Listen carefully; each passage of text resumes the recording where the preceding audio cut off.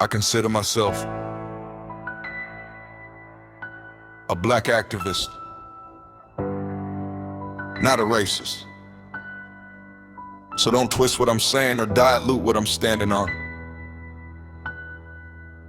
No need for backroom meetings or polite debates about what I advocate.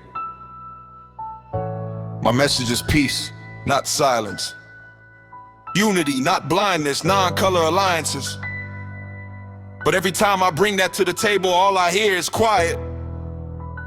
I ask myself, what am I supposed to do?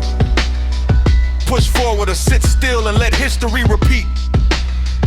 Because I'm tired of watching generation after generation get weaker, falling victim to professional deceivers. We don't need more pushers, we don't need louder preachers. We need leaders, we need teachers. And I don't trust these so-called minority coalitions. That sounds like submission wrapped in good branding from the way it looks. Surrender is part of their daily agenda. So how do you label me a public enemy when your entire past was spent forcing me into chains? Republican? Democrat? No, I'm black.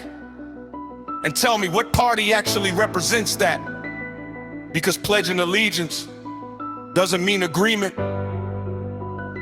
And if we're being honest, that red, white, and blue has been used more to cover injustice than correct it.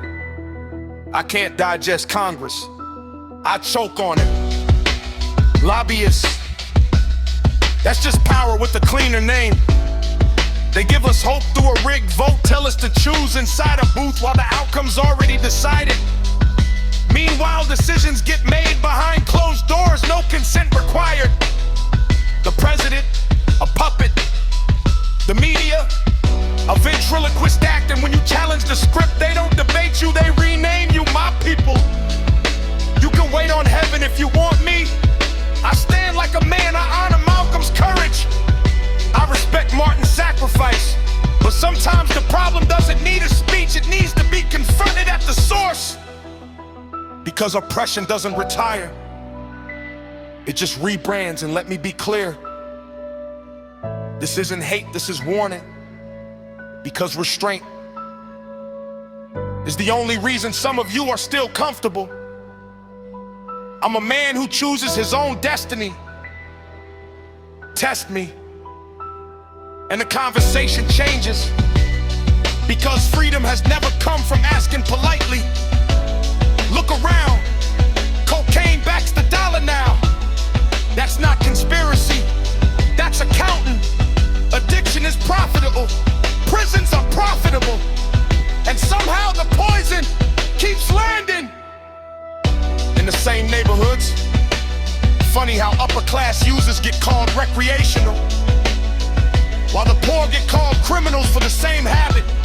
How many babies are born addicted? And how many of the dealers sit in boardrooms instead of cells? Why isn't the poison on Hollywood corners? Why does distribution always look like targeting? Because the plan was never prevention, it was control. The solution isn't violence outward, it's revolution inward.